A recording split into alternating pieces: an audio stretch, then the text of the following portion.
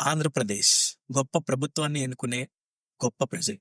ఎంఓయూస్‌తో summits నిర్వహిస్తూ గొప్ప investment హబ్‌గా పిలిపించుకోవాలనే ప్రయత్నం చేస్తున్న గొప్ప గొప్ప ప్రభుత్వాలు. గత 10 ఏళ్లలో 2 ప్రభుత్వాలు కలిసి 29,00,00,000 రూపాయలు ఎంఓయూలు చేసుకున్నట్లు గొప్పగా ప్రచారం చేశాయి.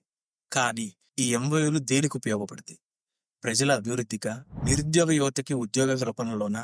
వాస్తవానికి చూసుకుంటే కేవలం 1,50,00,000 రూపాయలు కూడా గ్రౌండ్ లెవెల్ పెట్టుబడుల్లో మనకి కనిపించడం లేదు. అంటే 95% పెట్టుబడులు కాగితాల మీద ఎంఓయూల రూపంలోనే మిగిలిపోయాయి. ఈ భారీ నెంబర్ గేమ్స్ లో నష్టపోయేది ఎవరు? మన యువత లేదా మన రాష్ట్ర అభివృద్ధి? పరిశ్రమలు పెరిగితే ఉద్యోగ అవకాశాలు వస్తాయి, వలసలు తగ్గుతాయి. కానీ మన రాష్ట్రంలో గ్రౌండ్ రియాలిటీ దీనికి భిన్నంగా ఉంది. గతం మరోని జ్ఞాపకాలతో ఉన్న మనకి రీసెంట్ గా విశాఖలో సిఐఐ సమ్మిట్ ద్వారా ఇంకొక 13,25,000 రూపాయల పెట్టుబడులు పెట్టిస్తున్నామంటూ ప్రభుత్వం చెప్తుంది. మన పరిస్థితి సరే, 29,00,000 రూపాయలతో ఎంఓయూలు చేసుకున్న కంపెనీల పరిస్థితి ఏంటి? అంటే మన ప్రభుత్వాలతో ఆ కంపెనీలు ఆడుకుంటున్నాయా? ప్రజలతో మన ప్రభుత్వం ఆడుకుంటుందా? గొప్ప ప్రభుత్వాల్ని ఎన్నుకునే గొప్ప ప్రజలు అడగాల్సిన చిన్న అనుమానాలు నా దగ్గర ఉన్నాయి.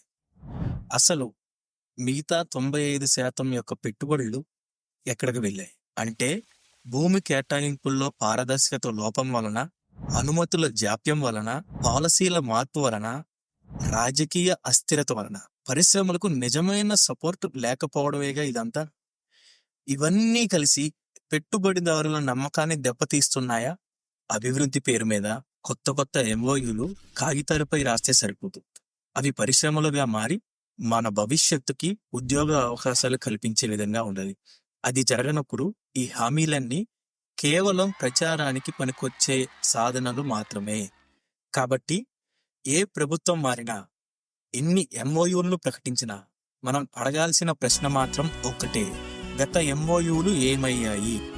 మన భవిష్యత్తు కోసం, మన భావి తరాల కోసం ఇప్పుడే ప్రశ్నిస్తానని భావిస్తూ మీ ఫెయిర్ అండ్ ఫియరీ.